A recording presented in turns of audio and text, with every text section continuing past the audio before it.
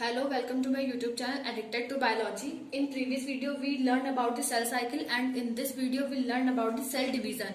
So, we see that cell division two types के होते हैं, mitosis and meiosis.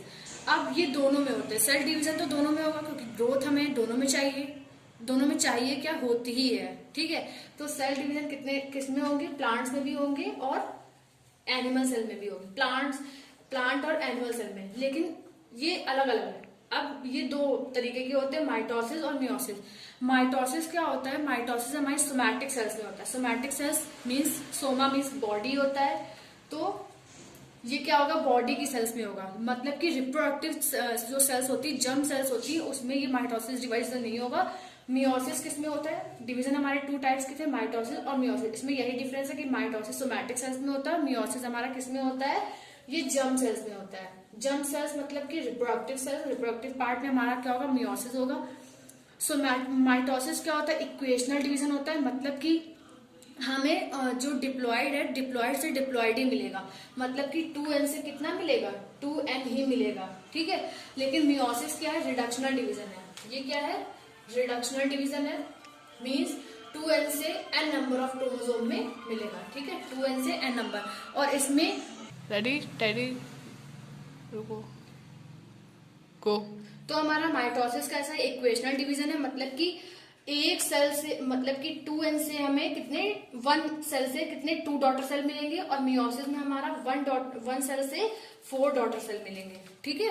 इसमें 4 सेल बनते हैं, हैप्लॉइड बनते हैं, उसमें 2 सेल्स बनते हैं और डिप्लॉइड बनते हैं. मतलब कि डिप्लॉइड से डिप्लॉइड किसमें मिलेगा? माइटोसिस में. मियोसिस में हमारा क्या मिलता है?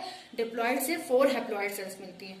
तो इस वीडियो में हम माइटोसिस के बारे में बात करेंगे. फिर नेक्स्ट वीडियो में हम फिर से देखते हैं कि माइटोसिस में क्या क्या स्टेप्स होते हैं, कितने फेजेस होते हैं. इसमें 4 फेजेस होते हैं, prophase, metaphase, anaphase and telophase. अब हम 1 बाय 1 सबकी बात करेंगे.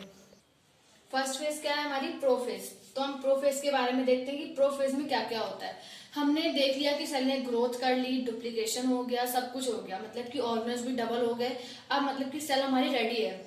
तो ये उसके आगे की बात है कि एम फेज में क्या क्या होते हैं. ये एम फेज की हम बात कर रहे हैं. माइटोसिस फेज को ही एम फेज कहते हैं. सो फर्स्ट स्टेप क्या है? प्रोफेज. पहला फेज क्या है? प्रोफेज. इसमें क्या होगा? ये हमारे रेड ब्लड क्या है? किसी को पता है? सेंट्रियोल. ये क्या है? सेंट्रियोल. ये कैसे होते हैं? ये एक सेंट्रियोल नहीं है, ये 2 हैं. ये मतलब कि एक ऐसे है और एक ऐसे. ये both perpendicular with each other होते हैं. एक सेल में 1 पेयर ऑफ सेंट्रियोल होता है, 2 पेयर होते हैं. मतलब कि एक में यहाँ 2 हैं, ये 2 हैं. ठीक है. यहाँ पर भी 2 हैं. तो ये परपेंडिकुलर. सेंट्रियोल का वर्क क्या होता है? यही मैं सेंट्रियोल की बात कर रही थी. सेंट्रियोल का वर्क ये होता है कि ये स्पिंडल फाइबर्स के फॉर्मेशन में मदद करते हैं. वैसे तो स्पिंडल फाइबर ट्यूब्यूलिन प्रोटीन हमारी बनाती है, लेकिन स्पिंडल फाइबर्स यहीं से अराइज होते हैं, सेंट्रियोल से. ठीक है. इसी वजह से सेंट्रियोल का डुप्लीकेशन होना भी बहुत ही ज्यादा इंपॉर्टेंट होता है. तो हमने ये बात करी. अब प्रोफेज में क्या होता है? प्रोफेज में 2 स्टेजेस होती हैं. अर्ली प्रोफेज होती है और एक लेट प्रोफेज होती है. अब अर्ली प्रोफेज में क्या क्या चेंजेस आते हैं और लेट प्रोफेज में क्या क्या चेंजेस आते हैं. अर्ली प्रोफेज में क्या होगा? मैंने ये डायरेक्ट डायग्राम बनाया है, बट कुछ चेंजेस पहले हो जाते हैं. अर्ली प्रोफेज में क्या होता है कि जो हमारे क्रोमैटिन फाइबर्स होते हैं, क्रोमैटिन फाइबर्स जो होते हैं वो कंडेंस्ड हो जाते हैं. कंडेंस मतलब कि थिक हो जाते हैं. कंडेंस होकर के क्या बना लेते हैं? क्रोमोसोम. ये हमारे क्या है? Chromosome. This is one is the chromosome. ठीक है. तो अर्ली प्रोफेज में क्या हुआ? क्रोमैटिन फाइबर्स क्या हुए? कंडेंस्ड हुए और किसका फॉर्मेशन कर लिया? क्रोमोसोम का फॉर्मेशन कर लिया. लेट प्रोफेज में क्या होती है? ये जो न्यूक्लियर मेम्ब्रेन है, इसमें जो न्यूक्लियर मेम्ब्रेन होती है वो डिसअपियर होने लगती है. क्या होता है? Nuclear membrane. और क्या ये डिसअपियर होने लगती है? न्यूक्लियोलस डिसअपियर होने लगता है. ये न्यूक्लियोलस है. ठीक है. न्यूक्लियोलस डिसअपियर होने लगता है. और भी जितने सेल ऑर्गेनल होंगे, जैसे कि गोल्जी बॉडी हो गया, एंडोप्लाज्मिक रेटिकुलम हो गया, माइटोकॉन्ड्रिया हो गया, ये सब भी क्या होने लगते हैं? डिसअपियर होने लगते हैं. ये हमने प्रोफेज की बात कर ली. अब यहाँ पर क्रोमोसोम का फॉर्मेशन हो गया और ये क्या है? स्कैटर्ड फॉर्म में है. ठीक है. तो किसमें स्कैटर्ड है? साइटोप्लाज्म में, क्योंकि न्यूक्लियर मेम्ब्रेन हमारी क्या हो गई? डिसअपियर हो गई. ठीक है. तो ये प्रोफेज की बात होगी. अब मेटाफेज में क्या होता है? ये जो क्रोमोसोम है ये क्या होते हैं? इक्वेटर पे क्या हो जाते हैं? अरेंज हो जाते हैं. ठीक है. मेटाफेज में क्या होता है कि जो क्रोमोसोम्स होते हैं वो कहाँ हो जाते हैं, इक्वेटर पे अरेंज हो जाते हैं। किसके थ्रू इक्वेटर पे अरेंज होंगे, स्पिंडल फाइबर, यहाँ से अराइज होंगे स्पिंडल फाइबर सेंट्रियोल से। सो स्पिंडल फाइबर क्या होंगे, ये क्रोमोसोम से अटैच हो जाएंगे, ठीक है। और क्रोमोसोम में क्या होता है, ये क्रोमोसोम एट ए पॉइंट यहाँ पर किससे जुड़े हुए हैं, ये इसका क्या है, सेंट्रोमेयर है, इसको हम सेंट्रोमेयर कहते हैं, ठीक है। ये दो सिस्टर क्रोमैटिड किससे अटैच होते हैं एट वन पॉइंट, सेंट्रोमेयर से अटैच होते हैं। देखो ये क्रोमोसोम का स्ट्रक्चर मैं बता दे रही हूँ यहाँ पर, ये एक सिस्टर क्रोमैटिड हो गया, ये दूसरा सिस्टर क्रोमैटिड हो गया, ठीक है। ये यहाँ पर एक दूसरे से किससे जुड़े हुए हैं, सेंट्रोमेयर से जुड़े हुए हैं, ठीक है। अब सेंट्रोमेयर के आउटसाइड क्या होता है, काइनेटोकोर होता है। काइनेटोकोर ये मैंने ब्राउन कलर का यहाँ बना हुआ है, ये काइनेटोकोर। ये काइनेटोकोर क्या करता है, स्पिंडल फाइबर इसके थ्रू अटैच रहते हैं। मतलब कि यहाँ पर काइनेटोकोर नाम की भी एक चीज होगी, मतलब कि जो प्रोटीन होता है, अब इससे स्पिंडल फाइबर आकर के क्रोमोसोम से अटैच होते हैं। मतलब कि काइनेटोकोर किस में हेल्प कर रहा है, क्रोमोसोम को सेंट्रियोल से अटैचमेंट में हेल्प कर रहा है, किसके थ्रू, स्पिंडल फाइबर के थ्रू। अब स्पिंडल फाइबर भी क्या होते हैं, टू टाइप्स के होते हैं। कैसे टू टाइप्स के होते हैं, एक तो डिसकॉन्टिन्यूअस होते हैं और एक कॉन्टिन्यूअस होते हैं। डिसकॉन्टिन्यूअस ये हो गए क्योंकि इनमें क्या हुआ, गैप आ गया, बीच में क्रोमोसोम आ गया। और कॉन्टिन्यूअस क्या होते हैं, जो ऐसे मतलब कि कुछ जुड़ जाते हैं क्रोमोसोम से, कुछ नहीं जुड़ना चाहते हैं तो वो ऐसे ही अटैच रहते हैं।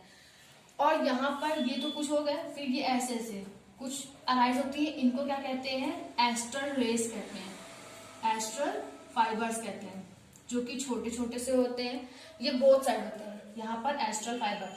तो मेटाफेज में क्या हुआ मेन कि क्रोमोसोम इक्वेटर पे आकर के अरेंज हो गए, इसको क्या कहते हैं, मेटाफेजल प्लेट कहते हैं, ठीक है। अब हम मेटाफेज की बात हो गई, अब हम एनाफेज की बात करते हैं। एनाफेज में क्या होता है कि ये जो क्रोमोसोम होते हैं ये अपोजिट टू दी मतलब कि अपने अपने पोल की साइड जाने लगते हैं, मूव टुवर्ड्स दी पोल, ठीक है। इसमें क्या करेंगे, जो क्रोमोसोम है यहाँ पर से सेंट्रोमेयर से स्प्लिट हो जाएंगे, मतलब कि एक से वहां से सिस्टर क्रोमैटिड क्या हो जाएंगे, अलग अलग हो जाएंगे, सेपरेशन हो जाएगा सिस्टर क्रोमैटिड का, और 4 सिस्टर क्रोमैटिड उधर को मूव कर जाएंगे और 4 इधर को। और जरूरी नहीं, ठीक है, 23 पेयर ऑफ क्रोमोसोम होते हैं, हमने यहाँ पर 4 ही लिए एग्जाम्पल के लिए। इस वजह से 4 सिस्टर क्रोमैटिड टुवर्ड्स द पोल उधर मतलब मूव हो जाएंगे और 4 इधर, ठीक है। अब ये भी क्या होंगे, ये भी ऐसे लटके हुए नहीं रहेंगे, ये भी स्पिंडल फाइबर से ही अटैच होंगे, ऐसे ये भी स्पिंडल फाइबर से अटैच है, ठीक है। तो यहाँ पर क्या हुआ, क्रोमोसोम क्या हुए, सिस्टर क्रोमैटिड्स क्या हुए, टुवर्ड्स द पोल मूव कर गए। और किससे अटैच है, स्पिंडल, इसमें भी कुछ कॉन्टिन्यूअस स्पिंडल फाइबर होंगे और कुछ नॉन कॉन्टिन्यूअस ये हो गए, ठीक है। अब क्या होगा, टीलोफेज पे बात करते हैं। इस पे क्या होगा, मूव टुवर्ड्स द पोल। अब टीलोफेज में क्या होगा कि ये सेपरेट हो गए, ठीक है, पूरी तरीके से सेपरेट हो गए, स्पिंडल फाइबर्स इसमें रिमूव हो गए। अब क्या होगा, इसमें जो भी हमने प्रोफेज में मतलब कि डिसअपेयर किया था वही हमारा टीलोफेज में क्या होगा, अपेयर होने लगेगा। जैसे कि न्यूक्लियर मेम्ब्रेन, ये हमारी न्यूक्लियर मेम्ब्रेन अपेयर होने लगी, एक एक सेंट्रियोल हो गया, सेल ऑर्गेनल्स आने लगेंगे। मतलब कि इसमें क्या होगा, सेल ऑर्गेनल जो भी हमारा प्रोफेज में डिसअपेयर हुआ वो यहाँ पर अपेयर होगा। जैसे कि सेल ऑर्गेनल्स हो गए, mitochondria, Golgi bodies, endoplasmic reticulum, जो भी होंगे वो सब, और न्यूक्लियर मेम्ब्रेन का रिपेयर हो जाएगा। टीलोफेज के बाद एक और स्टेज होती है जिसको हम ये थी हमारी पूरी कैरियोकाइनेसिस, क्योंकि इसमें क्या हुआ, न्यूक्लियस फॉर्म हो गया, ये न्यूक्लियस फॉर्म हो गया, न्यूक्लियर मेम्ब्रेन आ गई तो न्यूक्लियस फॉर्म हो गया। ये थी कैरियोकाइनेसिस, जो इतना डिवीजन था वो कैरियोकाइनेसिस में आएगा। और इसके बाद क्या होती है, साइटोकाइनेसिस। साइटोकाइनेसिस क्यों, क्योंकि ये है तो अभी एक ही सेल में ना, एक सेल में 2 न्यूक्लियस, अब इसमें साइटोप्लाज्म का भी डिवीजन होगा। तो साइटोकाइनेसिस क्या होती है, division of the cytoplasm. Cyto मतलब साइटोप्लाज्म, काइनेसिस मतलब डिवीजन। तो साइटोप्लाज्म का डिवीजन होगा। तो एनिमल सेल और प्लांट सेल में ये डिफरेंट होता है। एनिमल सेल में क्या होता है, तो टीलोफेज के बाद हमने क्या बताया, साइटोकाइनेसिस। साइटोकाइनेसिस में प्लांट में अलग होती है और एनिमल अलग होती है। एनिमल में क्या होती है, इसमें फॉरो फॉर्म हो जाते हैं, मतलब कि ये 2 न्यूक्लियस हो गए, ये मतलब इसमें क्रोमोसोम जो भी है, ठीक है, ये क्रोमोसोम हो गए, ये हमारी पूरी सेल हो गई। इसमें क्या होगा, एनिमल सेल में अंदर को होगा, मतलब कि इसमें क्या होगा, फॉरो फॉर्म हो जाएगा ऐसे।